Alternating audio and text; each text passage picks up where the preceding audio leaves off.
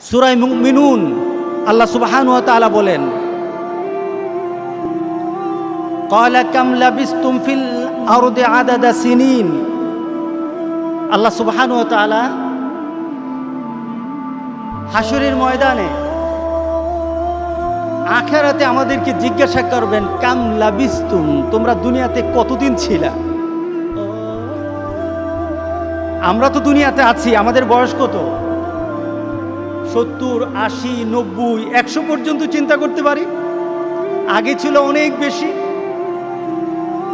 সকল কিছু, সব মানুষগুলি যখন এক স্থানে দাঁড়িয়ে যাবে, আল্লাহ সবাইকে জিজ্ঞাসা করবেন, কাম লাবিসতুম, তোমরা পৃথিবীতে কতদিন ছিলা?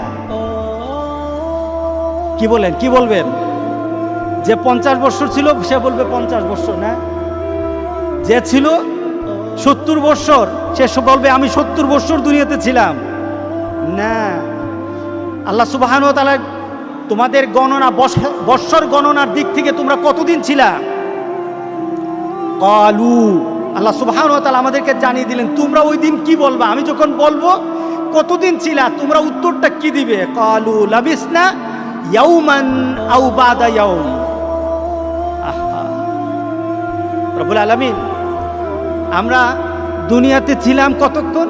ইয়াউমান, একদিন, একদিন ছিলাম। অথচ আপনি কিন্তু বয়স পেয়েছেন 70, 80, 100 বছর, আপনি বলবেন একদিন ছিলাম। যে 1000 বছর বেঁচেছে সেও বলবে একদিন ছিলাম। যে 50 বছর বেঁচেছে সেও বলবে একদিন ছিলাম। যে সদ্য মারা গেছে, যে ভূমিষ্ঠ হয়ে সাথে সাথে মারা গেছে, সেও বলবে একদিনই ছিলাম। চিন্তা করেছেন? চিন্তা এসেছে যে দুনিয়ার জিন্দেগি তার কতটুকু চিন্তা করেছেন? আপনি নিজে বলবেন, আমি বলবো লাবিসনা ইয়াউমান আও বাদা ইয়াউম, একদিন বা একদিন থেকে একটু বেশি। আল্লাহু আকবার, আল্লাহু আকবার। আর যদি আমাদের গণনা যদি ভুল হয়, যে গণতে পারে, মাবুদ তুমি তাকে জিজ্ঞাসা করো। তাহলে আমাদের জীবনটা কতটুকু বলেন? একদিন। আখিরাতের গণনায় কতটুকু? একটা দিন, তার থেকে একটু বেশি হতে পারে। আল্লাহ সুবহানাহু ওয়া তাআলা আবার উত্তর দেন, যখন আমরা বলবো একদিন ছিলাম, তখন আবার আল্লাহ সুবহানাহু ওয়া তাআলা উত্তর দিয়ে বলেন, ক্বালা ইন লাবিসতুম ইল্লা কালিলা। না না, তুমি একদিন মনে করছো না, একদিনও তোমার দুনিয়ার জিন্দেগি ছিল না। ইল্লা কালিলা, তুমি দুনিয়াতে ছিলা অতি অতি অতি অল্প সময়, যেটা আখিরাত দিয়ে দুনিয়াকে গণনা করা যাবে না। আল্লাহু আকবার বলি, আল্লাহু আকবার। এই দুনিয়ার জন্যই তো অনেক কিছু করছেন, দেখি কথাতে মিলে কিনা, চিন্তাতে আসি কিনা দেখি। আল্লাহ সুবহানাহু, আপনি আমি বলবো একদিন ছিলাম বা তার থেকে একটু বেশি, আর আল্লাহ বলছেন না না, তোমার দুনিয়ার জিন্দেগি কালিলা, মানে অতি অল্প, অতি অল্প। রাসূল সাল্লাল্লাহু আলাইহি সাল্লাম দুনিয়ার জিন্দেগি সম্পর্কে, দুনিয়ার জীবন সম্পর্কে আমাদেরকে একটা ধারণা দিলেন। সাহাবায়ে কেরাম উজ্জীবিত হয়ে যেতেন। সাহাবায়ে কেরাম রাসূল সাল্লাল্লাহু আলাইহি সাল্লামের এই কথাগুলি দিয়ে তুলনা করে নিজের মধ্যে পরিবর্তন নিয়ে আসতেন। এতদিন বাঁচবো, মাত্র এতদিন আমার দুনিয়ার জিন্দেগি, আমি মাত্র এতদিনের জন্য দুনিয়াতে এসেছি। রাসূল সাল্লাল্লাহু আলাইহি সাল্লাম সাহাবায়ে কেরামদেরকে ডেকে বললেন, এদিকে আসো সবাই। রাসূল সাল্লাল্লাহু আলাইহি সাল্লাম, মুসলিম শরীফের হাদিস, সাহাবায়ে কেরামদেরকে বললেন, হযরত মাসতুর ইবনে সাদ্দাত রাদিয়াল্লাহু তাআলা আনহু থেকে বর্ণিত, রাসূল সাল্লাল্লাহু আলাইহি সাল্লাম শপথ করে বললেন, আল্লাহর শপথ, ওয়াল্লাহি, আল্লাহর শপথ করে বললেন, এই দুনিয়ার জিন্দেগি আরেকটা হলো আখিরাতের জিন্দেগি। দুনিয়ার জীবন, আখিরাতের জীবন। দুনিয়ার আমাদের প্রাপ্তি, আখিরাতের প্রাপ্তি। দুনিয়াতে আমার চাহিদা আর আখিরাতে আমাদের চাহিদা, তুলনা কেমন? রাসূল তুলনা দিতে গিয়ে বললেন, সমুদ্র থেকে সমুদ্রের পারে একটা লোক দাঁড়ানো, সমুদ্রের পারে। পৃথিবীতে সমুদ্রের অংশ, পানির অংশ বেশি না স্থলভাগের অংশ বেশি? পানি। স্থলভাগে পানি নাই? কি বলেন, পানি নাই? আমাদের দেহে পানি আছে কি না? আমাদের দেহ তো পানি আছে, এই যে বাতাসে পানি আছে কি না, জলীয় বাষ্প আছে, আমাদের সকল স্থানে পানি আছে, পানির অংশ তো আছেই 4/3 এরপর আবার সব স্থানে পানি আছে। রাসূল সাল্লাল্লাহু আলাইহি সাল্লাম সে পানির সাথে তুলনা দিতে গিয়ে বললেন যে সমুদ্রের পাড়ে দাঁড়িয়ে একটা ব্যক্তি তার আঙুলটা সমুদ্রের পানির মধ্যে এভাবে ভিজিয়ে ফেলল, আঙুলটা ভিজাব। খেয়াল করেন রাসূলের কথা, কার কথা? বেখেয়ালি হবেন না, বেখেয়ালি হবেন না, রাসূলের কথাতে বেখেয়ালি হবেন না। আঙুলটা রাসূল সাল্লাল্লাহু আলাইহি সাল্লাম বললেন সমুদ্রের পানির মধ্যে একটু যখন ভিজালো, আঙুলটা কি হয়েছে? ভিজে গেছে। আঙুলটা ভিজে নাই, এখন আঙুলের গায়ে একটু পানি লেগেছে, অল্প একটু পানি। কতটুকু পানি? হয়তো চোখে দেখা যায় না, ভিজা ভিজা মনে হয়, এটাকে মাপা যাবে না। রাসূল সাল্লাল্লাহু আলাইহি সাল্লাম বললেন সমুদ্রের পানির তুলনায় ওই যে আঙুলটা ভিজিয়েছ সমুদ্রের পানি দিয়ে, এটা তুলনা করলে পানির অবস্থাটা কি হবে? এটা তুলনা করা যায়? আপনি গ্লাসের পানির মধ্যে আঙুলটা চুবান, এরপর আঙুলটা ভিজিয়ে গ্লাসের পানির সাথে তুলনা করলে কি তুলনা হয় নাকি? এটাই তো তুলনা হয় না। রাসূল বলছেন গোটা পৃথিবীর সকল পানির তুলনায় বলো তো আঙুলে ভেজা পানিটার কতটুকু পরিমাণ হতে পারে? রাসূল সাল্লাল্লাহু আলাইহি সাল্লাম তখন বললেন যেমন তুলনা হয় না, যেমন তোমরা এটার কোনো পরিমাপ করতে পারবা না, যেমন এটার পরিমাণ তোমরা আমাকে জানাতে পারবা না, ঠিক তদ্রূপ আখিরাতের জিন্দেগি, আখিরাতের জীবন সমুদ্রের পানির তুলনায় আর দুনিয়া সামান্য আঙ্গুলের ডগায় পানি লাগানো তুলনায় তার থেকে আরো কম। দুনিয়ার জিন্দেগি আরো কম, দুনিয়ার জিন্দেগি আরো কম, আর আখিরাতের জিন্দেগি সমুদ্রের পানি থেকে আরো বেশি, আরো বেশি, আরো বেশি। আল্লাহু আকবার, আল্লাহু আকবার। কারণ সেটারও একটা মাপ আছে, সেটারও একটা পরিমাণ আছে, সেটারও একটা শেষ আছে সমুদ্রের পানির। কিন্তু আখিরাতের জিন্দেগির শেষ বলতে কিছু নেই, আরম্ভ আছে, শেষ হবে না, হবে না, শেষ হবে না। খালিদিনা ফিহা, যে যেখানে যাবে চূড়ান্তভাবে চলতেই থাকবে। রাসূল সাল্লাল্লাহু আলাইহি সাল্লাম জানিয়েছেন আল্লাহ সুবহানাহু ওয়া তাআলা গোটা পৃথিবীর সকল কিছুকে ধ্বংস করে দেওয়ার পর মৃত্যুকে পর্যন্ত আল্লাহ সুবহানাহু ওয়া তাআলা জবাই করে দিবেন, আর কারো মওত হবে না, ধ্বংস হবে না, ধ্বংস হবে না। রাসূল সাল্লাল্লাহু আলাইহি সাল্লাম তুলনা করলেন ছোট্ট একটু পানির সাথে। এখন আমরা এই দুনিয়ার জিন্দেগি সম্পর্কে আমাদের চাহিদাটা কি, আমরা কি বানিয়ে নেই? রাসূল সাল্লাল্লাহু আলাইহি সাল্লাম দুটো হাদিস বলবো, এই হাদিস দিয়ে আমরা আমাদেরকে তুলনা করব। আমরা কি আমাদের চূড়ান্ত একটা চাহিদা, চূড়ান্ত একটা টার্গেট, আমাদের জীবনের সকল কিছু দিয়ে আমরা কি দুনিয়াকে ভোগ করতে চাই, নাকি দুনিয়ার সব কিছু দিয়ে আমরা আখিরাত পেতে চাই? কি পেতে চাই বলে? আমার জীবন, যেটা আমরা বলে থাকি, যেটা আমরা চূড়ান্তভাবে বলে থাকি যে ইন্না সলাতি ওয়া নুসুকি ওয়া মাহইয়ায়া ওয়া মামাতি লিল্লাহি রাব্বিল আলামিন। আমার জীবনের সকল চাহিদা, আমার জীবনের সকল করণীয়, আমার জীবনের সকল পর্যায়ে একটাই আমার চাহিদা, আমার রবের সন্তুষ্টি। কার সন্তুষ্টি? রবের সন্তুষ্টি। কার সন্তুষ্টি বলেন? রবের সন্তুষ্টি। আমরা আল্লাহ সন্তুষ্টি নিয়ে আমরা চলতে চাই, আমাদের সকল কিছু দিয়ে আল্লাহ রবের সন্তুষ্টি চাই। রাসূল সাল্লাল্লাহু আলাইহি সাল্লাম দুনিয়ার জিন্দেগি নিয়ে একটা তুলনা দিলেন। তুলনাটা কি? কোন ব্যক্তি দুনিয়াতে তার সকল উদ্দেশ্য, টার্গেট, তার জীবনের সকল চাহিদা দুনিয়াকে বানিয়ে নেয়, এমন আছে না? সে চায় দুনিয়া, সে চায় দুনিয়া, দুনিয়ায় বাড়তে থাকুক, দুনিয়ায় পেতে চাই। দুনিয়ার জন্য যা করা দরকার, যদি মারামারি করা লাগে দুনিয়ার জন্য মারামারি করব। যদি কারোর সাথে সম্পর্ক নষ্ট করতে হয় তাহলে দুনিয়ার জন্য সম্পর্ক নষ্ট করব। যদি কারো খারাপ বলতে হয় দুনিয়ার জন্য খারাপ বলবো। কি বলেন, ঠিক আছে কিনা বলেন? যদি মা বাবার সাথে খারাপ আচরণ করতে হয় দুনিয়ার জন্য মা বাবার সাথে খারাপ আচরণ করে, ঠিক না? রাসূল সাল্লাল্লাহু আলাইহি সাল্লাম এই ধরনের আচরণ যারা দুনিয়াকে পেতে চায়, শুধু দুনিয়াই চায়, দুনিয়াই চায়, দুনিয়াই চায়, তাদের ব্যাপারে রাসূল সাল্লাল্লাহু আলাইহি সাল্লাম কি বলছে দেখেন, মান আসাবহা মান কানাতিল আখিরাতু হুম্মা জাআলাল্লাহু গিনাহু ফি কলবিহি ওয়া জামালাহু শামলা রাসূল সাল্লাল্লাহু আলাইহি সাল্লাম এই ব্যাপারে তুলনা দিতে গিয়ে বলেন যে যারা নিজেদের টার্গেট বানিয়ে নেয় আখিরাতকে, মান কানাতিল আখিরাতু হুম্মাহু, যে যার জীবনের চাহিদা আখিরাতকে বানিয়ে নেয়, টার্গেট আখিরাতকে বানিয়ে নেয়, তা আল্লাহ সুবহানাহু ওয়া তাআলা কি করেন?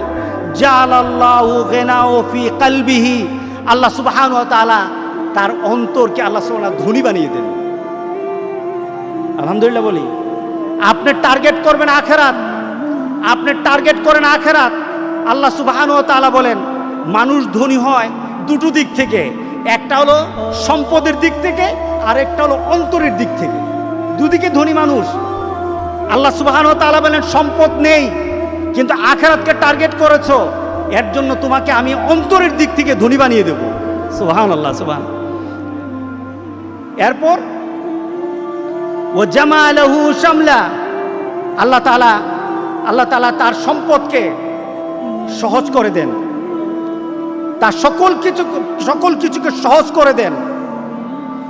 সে একটা ঘর আছে, তার চলার মতো একটা কর্মের ব্যবস্থা আছে, তার পরিবারের পরিজন আছে, সে সব কিছু পেয়ে একটা সন্তুষ্ট চিত্তে 5 ওয়াক্ত নামাজ ঠিকভাবে আদায় করে, যখন যে সময় ইবাদত করা দরকার ইবাদত ঠিকভাবে করে, যখন রাতের বেলা ঘুম থেকে উঠে আল্লাহকে ডাকা লাগে সেইভাবে ডাকে, যখন ঘুমানো দরকার ঘুমায়। তার একটা তৃপ্তিময় চেহারা সব সময় লেগেই থাকে। কিন্তু দুনিয়ার দিকে তাকালে দেখা যায় তার কিছু নেই, কিন্তু তার অন্তরের মধ্যে মনে হয় সে অনেক ধনী হয়ে গেছে।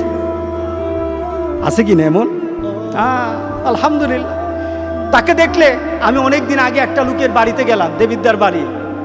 উনি চাকরি করতেন, রিটায়ার্ড করলেন। লোকটা বয়স্ক লোক। তা আমি উনার এই বয়সে উনি তো হাসি খুশি। আমি বললাম আপনি তো অত্যন্ত প্রাণবন্তক মানুষ, অত্যন্ত সুন্দর মানুষ, অত্যন্ত প্রাণবন্তক মানুষ। হুজুর আমার দুনিয়াতে কোনো চাহিদা নাই। আমি কি অনেক কিছু করে ফেলছেন? কেন হুজুর একটা ঘর আছে আলহামদুলিল্লাহ, কিছু সম্পদ হয়েছে চলার মতো আলহামদুলিল্লাহ, সন্তানাদি আল্লাহ দিয়েছেন, সবাই যার যার অবস্থানে ভালো আছে আলহামদুলিল্লাহ। আমার এখন টেনশন নাই। আমি নামাজ পড়ি, জিকির করি, কোরআন তেলাওয়াত করি, মানুষের সাথে ভালো ব্যবহার করি, কারোর সাথে ধোঁকা দেই না। যখন নামাজ পড়ি ভালো লাগে, যখন ঘুমাই তখনও ভালো লাগে, রাতের বেলা উঠি তখনও ভালো লাগে, আমার কোনো রোগও নাই। তার অন্তরের মধ্যে শান্তি কে ঢেলে দিল? হ্যাঁ, আল্লাহু আকবার, আল্লাহু আকবার। তার সম্পদ যতটুকু আছে সন্তুষ্ট হয়ে গেছে। এই সন্তুষ্টতা ঢেলে দিলেন কে? আল্লাহ ঢেলে দিয়েছেন। অন্তরের শান্তি কিনা যাবে না।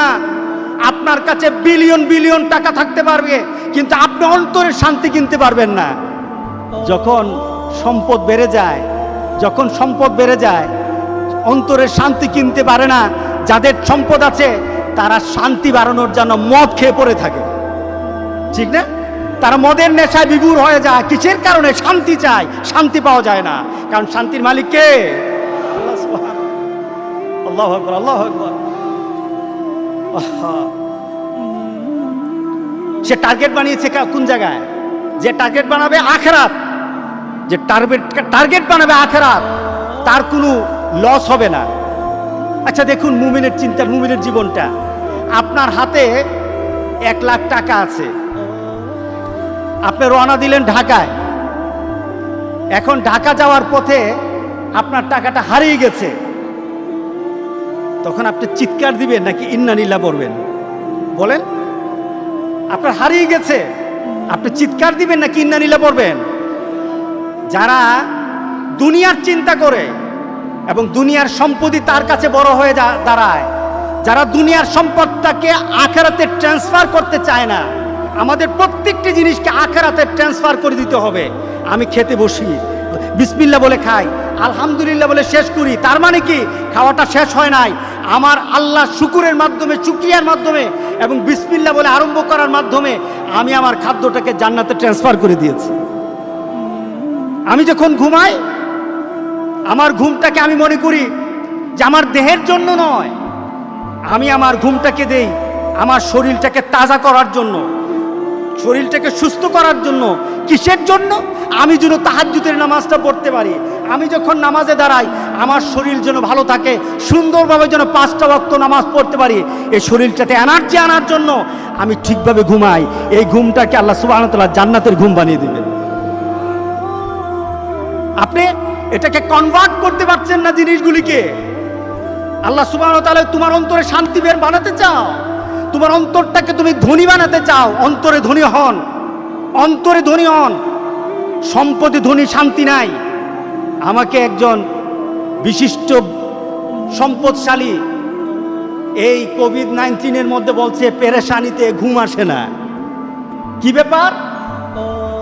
যে আমার ব্যবসা প্রতিষ্ঠান, আমার সম্পদ, এগুলি কিভাবে রক্ষা করব? আমার কোটি কোটি টাকা হলো, হাজার হাজার কোটি টাকা আমার এখানে ইনভেস্ট করা আছে। এরপরে ব্যাংকের সাথে আমার বিশাল বড় একটা লোন আছে, ব্যাংকের সাথে আমার কি আছে? লেনদেন আছে। আমি যদি লেনদেনটা ঠিকভাবে না করতে পারি তাহলে তো আমার খবর আছে, আমার সম্পদ সব হারিয়ে ফেলবো। ঘুম হচ্ছে না, পেরেশানি আছি, পেরেশান বেড়ে গেছে, অসুস্থ হয়ে যাচ্ছি। সম্পদ আছে, অসুস্থতা বেড়ে গেছে। কিসের কারণে? তার অন্তরের মধ্যে কি নাই? ধনীত্ব নাই। তার অন্তরের মধ্যে আল্লাহ সুবহানাহু শান্তি ঢেলে দেয় নাই। সুতরাং শান্তি পেতে হলে আমাদের প্রত্যেকটি কাজ দিয়ে টার্গেট বানাতে হবে। কোন জায়গা? জান্নাত। যারা বানাতে পারে, রাসূল সাল্লাল্লাহু আলাইহি সাল্লাম বলছেন তাকে আল্লাহ সুবহানাহু ওয়া তাআলা অন্তর দিয়ে ধনী বানিয়ে দেন। এরপরে রাসূল সাল্লাল্লাহু আলাইহি সাল্লাম বলছেন ওয়া আতাতহুদ দুনিয়া ওয়া হিয়া রাগিবা, আর দুনিয়াকে সে মনে করে এই জায়গা আমার ভালো না, এটা আমার জন্য ভালো ব্যবহার করবে না, দুনিয়া কখনো আমার সাথে ভালো আচরণ করবে না। সে দুনিয়া থেকে যে কোনো আচরণ পায়, দুনিয়া থেকে তার কোনো জিনিস হারিয়ে যায়, সে তখনই সাথে সাথে আল্লাহর দরবারে বলে ইন্না লিল্লাহ। আল্লাহু আকবার বলেন না? যে কোনো জিনিস তখন তার দুনিয়ার মধ্যে তার সাথে যে কোনো জিনিস যখন উল্টা হয়ে যায়, সে তখনই বলে ইন্না লিল্লাহ, ইন্না লিল্লাহ, ইন্না লিল্লাহ। আল্লাহু আকবার। মান কানাতিদ দুনিয়া হাম্মা জালাল্লাহু ফাকরাহু বাইনা আইনাইহি। আর যে দুনিয়াকে টার্গেট করে, কোন জায়গা টার্গেট করে? যে দুনিয়াকে টার্গেট করে, দুনিয়াতে থেকে দুনিয়াকে টার্গেট করে। আর যারা ধনী, মনের দিক থেকে ধনী, দুনিয়া থেকে জান্নাতকে টার্গেট করে। আমি অনেক সময় কথাটা বলি যে গাড়ি যে ড্রাইভ করে, গাড়ি যে চালায়, সে কি গাড়ির চাকার দিকে তাকায়, গাড়ির দিকে তাকায়, নাকি গাড়ির সামনে তাকায়? কতটুকু সামনে? অতি সামনে নাকি অনেক দূরে? অনেক দূরে, প্রায় 10, 15, 20 হাত নয়। তার চোখের দৃষ্টি যতটুকু আছে, তার গাড়িকে টাচ করতে পারে আরেকটা গাড়ি, ওই দূরত্ব পর্যন্ত তার দৃষ্টিটা ঠিক রাখতে হবে, ঠিক না? এর জন্য গাড়ি চালকদের একটা বিষয় সবচেয়ে বেশি নজর দেওয়া হয়, এটা হলো দৃষ্টি কম গাড়ি চালানো যাবে না। লোকটা দূরে তাকিয়ে যখন গাড়ি চালায়, গাড়ি চলবে ভালো, ঠিক না? গাড়ির ড্রাইভার যদি তার দৃষ্টিটা দূরে রাখে তাহলে গাড়ি চলবে ভালো, কিন্তু গাড়ির ড্রাইভার যদি গাড়ির দিকে তাকিয়ে থাকে, গাড়ি চলবে? কতক্ষণ খালে যেতে লাগবে? আরেকজনকে অ্যাক্সিডেন্ট করতে কতক্ষণ লাগবে? বেশিক্ষণ লাগবে না। তো তারও, সে নিজেও ধ্বংস হবে, গাড়িতে যারা আছে তারাও ধ্বংস হবে, ঠিক না? এটাকে কি বলে? খাসেরা দুনিয়া বলে, আখেরা। দুনিয়াও তার শেষ, আখেরাত শেষ। যারা দুনিয়াকে টার্গেট করে, তারা দুনিয়ার দিকে তাকায়, তারা ধ্বংস হয়ে যাবে।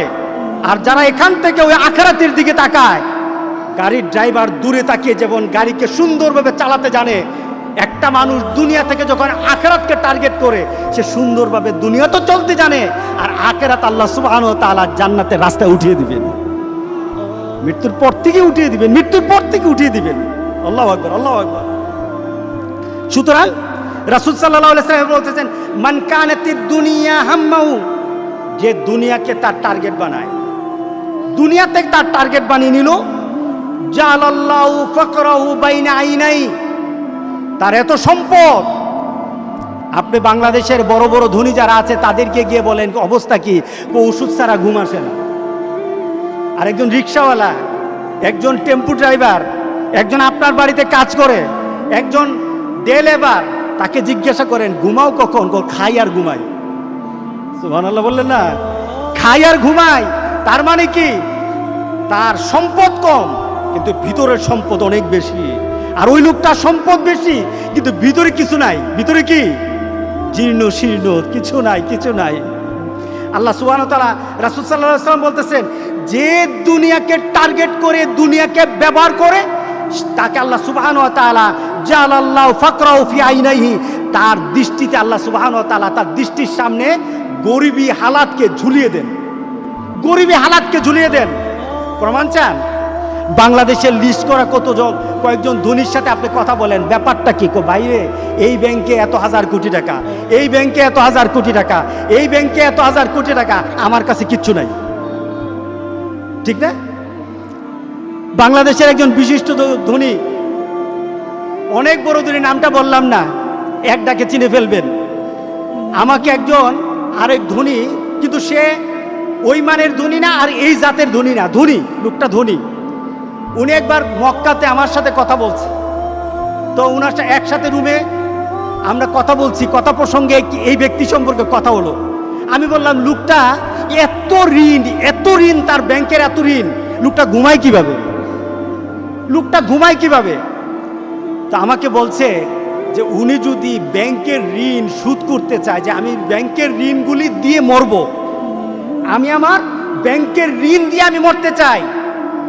ঋণগ্রস্ত হয়ে যেন আল্লাহ কাউকে না মারে, বলেন আল্লাহুম্মা আমিন। ঋণগ্রস্ত অবস্থায় যেন কেউ আল্লাহ আমাদেরকে দুনিয়া থেকে না নেন। যার যা ঋণ আছে দেওয়ার মতো যোগ্যতা যেন মৌতের আগে আল্লাহ সুবহানাহু ওয়া তাআলা সবাইকে দান করেন। আমিন বলি সবাই। রাসূল স্বয়ং দোয়া করেছেন, দোয়া শিক্ষা দিয়েছেন ঋণগ্রস্ততার জন্য। সে লোক বলছে আমাকে যে এই লোকটা যদি মনে করে মৃত্যুর আগে আমি সকল ঋণ দিয়ে আমি মরব, তাহলে একটা টাকাও তার পকেটে থাকবে না। কিন্তু বাংলাদেশের বিশিষ্ট ধনী, একটা টাকাও তার পকেটে থাকবে না। তার মানে কি? আসলে কি সে ধনী? না, সে ধনী নয়, সে ঋণগ্রস্ত ধনী হয়ে আছে। আল্লাহ সুবহানাহু ওয়া তাআলা বলেন, বান্দা তুমি দুনিয়াকে টার্গেট করবা, তোমার সম্পদ বেশি হবে, কিন্তু তোমার দৃষ্টির সামনে আমি তোমাকে ফকির বানায় রাখবো। এ লোকটা গনে গনে জানে যে আমার সম্পদ যদি আমি বিলিয়ে দেই, সম্পদ যদি আমি আমার ব্যাংকের ঋণগুলি দিয়ে দেই, তাহলে কিন্তু আমি ফকির। রাসূলের কথা মিলে গেল কিনা বলেন? জালাল্লাহু ফাকরাহু বাইনা আইনাইহি, তার চোখের সামনে তার গরিবীকে, তার ফকিরকে আল্লাহ সুবহানাহু ওয়া তাআলা ঝুলাইয়া দেন। নাউজুবিল্লাহ বলি, নাউজুবিল্লাহ বলি। আল্লাহ এই ধরনের মানুষ থেকে আমাদেরকে হেফাজত করুক। ও ফাররাকা আলাইহি শামলাহু, এরপর তাকে আল্লাহ সুবহানাহু ওয়া তাআলা বিক্ষিপ্ত করে দেন। ও ফাররাকা আলাইহি শামলাহু, আল্লাহ সুবহানাহু ওয়া তাআলা তাকে বিক্ষিপ্ত করে দেন। তার মানে কি? সে গুছাতে পারে না, সে নিজেকে গুছাতে পারে না। কেমন? এ ব্যক্তি যদি অর্থনৈতিক দিকে তাকায়, তার ঘুম আসে না। সে যদি ইবাদত করতে যায়, ইবাদতে মন আসে না। সে যদি পরিবারকে সময় দিতে চায়, সময় পায় না। সে যদি সমাজের মানুষ তার সাথে দেখা করতে চায়, সময় নাই, এখন দেখা করা যাবে না। সে বিক্ষিপ্ত হয়ে যায়, কোন দিকে যাবে, কোনটা ছাড়বে, কোনটা ধরবে। আল্লাহ সুবহানাহু ওয়া তাআলা বলেন, দুনিয়াকে যত বেশি চাইবা তত তুমি বিক্ষিপ্ত হয়ে যাবা, বিচ্ছিন্ন হয়ে যাবা, কোনো কিছু ব্যবহার করে মরতে পারবে না। ওয়ালাম ইয়াতি মিনাদ দুনিয়া ইল্লা মা কুদ্দিরা লাহু। এত কিছুর পর রাসূল সাল্লাল্লাহু আলাইহি সাল্লাম তার জন্য বলতেছেন, রাসূল সাল্লাল্লাহু আলাইহি সাল্লাম তার জন্য জানাচ্ছেন যে তুমি এত কিছু পাওয়ার পর তোমার অবস্থাটা কি? তোমার অবস্থাটা এতটুকু, তোমার অবস্থাটা এতটুকু, যতটুকু তুমি নিজে খেতে পারো, যতটুকু তুমি ব্যবহার করতে পারো, যতটুকু তুমি নিজের জন্য তুমি ব্যবহার করতে পারো, এর বাইরে কিন্তু তুমি আর কিছু পাও নাই। যতটুকু করেছো এতটুকু তোমার, এর বাইরে কিছু আর তুমি পাও নাই। কে বলেছেন? দেখুন, রাসূল সাল্লাল্লাহু আলাইহি সাল্লাম একটা জিনিসকে পছন্দ করতেন খেতে, সেটা হলো খাসির সিনা খেতে পছন্দ করতেন।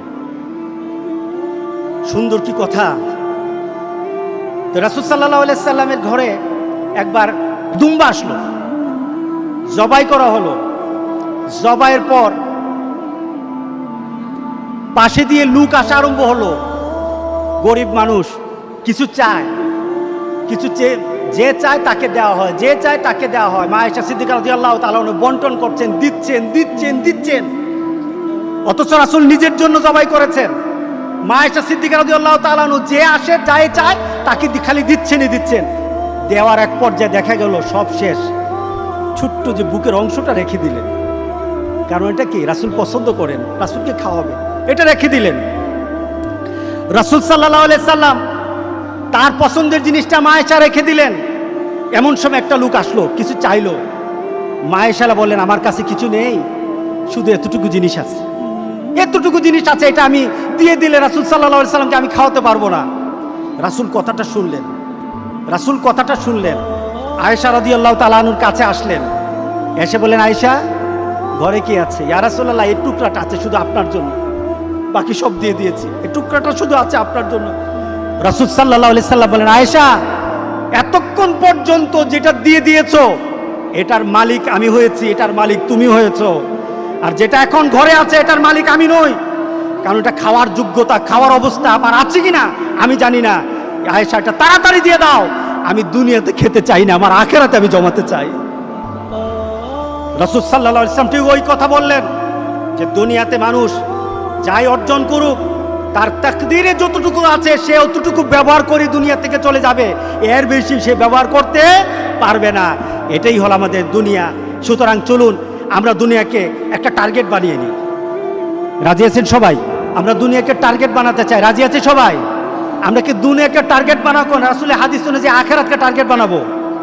বলেন আমরা কোথাকে টার্গেট বানাবো? বলেন, মান কানাতিদ দুনিয়া হাম্মাহু ফাররাকাল্লাহু আমরাহু।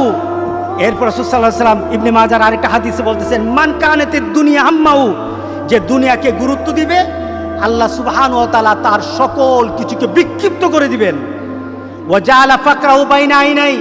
আবার আরেকটা হাদিসে রাসূল বলতেছেন, আবার নতুন করে বলছেন যে জাআলা ফাকরাহু বাইনা আইনাই, তার চোখের সামনে গরিবকে, ফকিরাত দন্যতাকে, গরিবকে তার সামনে চোখ ঝুলিয়ে দিবেন। ইল্লা মা কুতিবা লাহু, সে অতটুকু দুনিয়া ব্যবহার করতে পারবে যে যতটুকু তার তকদিরে আছে।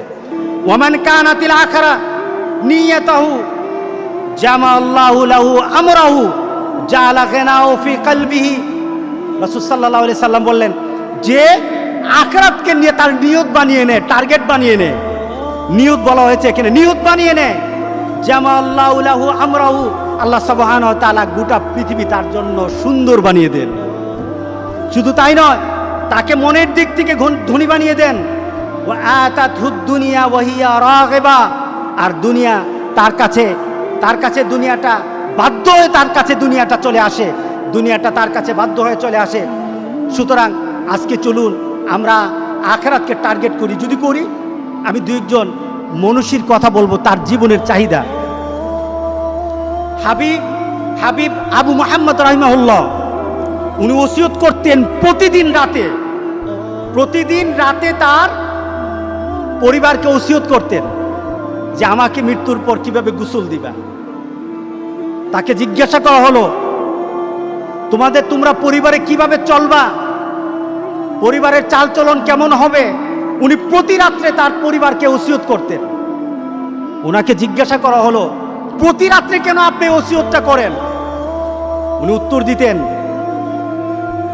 এবং সন্ধ্যাবেলা কাঁদতেন, সকালবেলাও কাঁদতেন। তার কাঁদার কারণ জিজ্ঞাসা করা হলো, ওসিয়তের কারণ জিজ্ঞাসা করা হলো। উনি বলতেন, সন্ধ্যা যখন আসে আমি সকালের জন্য চিন্তা করতে পারি না যে সকালটা আমার জন্য উদয় হবে। সকালটা যখন আসে আমি আমার নিজের জন্যই চিন্তা করতে পারি না যে সন্ধ্যাবেলা আমি বেঁচে থাকবো। সুতরাং আমি আমার জীবনের যা করার এই মুহূর্তে আমি করে নেই, আমার পরিবারকে বলে নেই। মুহাম্মদ ইবনে ওয়াইস, উনি ঘুমানোর সময় তার পরিবারকে বলতেন, আল্লাহর হাওয়ালা করে দিতেন। ঘুমানোর সময় তার পরিবারকে বলতেন, তোমাদেরকে আমরা আল্লাহর হাওয়ালা করে গেলাম, আমি আল্লাহর হাওয়ালা করে গেলাম, আল্লাহর কাছে ছেড়ে গেলাম। ওনাকে বলা হলো, প্রতিদিন কেন বলেন? উনি অত্যন্ত আবেগ ভরে বলতেন, আমি জানি না এই ঘুমের পরে আমার জন্য আবার এইভাবে দোয়া করার সুযোগ আছে কিনা। আমরা ঘুম থেকে কোন দোয়া পড়ি? ঘুম থেকে উঠে কোন দোয়া পড়ি? আলহামদুলিল্লাহিল্লাযী আহিয়ানা বাদামা আমাতানা ওয়া ইলাইহিন নুশুর, এই যে আমি ঘুম থেকে উঠে মওত থেকে আবার নতুন জীবন পেলাম, আলহামদুলিল্লাহিল্লাযী আহিয়ানা, ওই মাবুদের প্রশংসা যিনি আমাকে আবার জীবিত করলেন। কারণ আমি যখন ঘুমাই তখন আমি মরে যাই।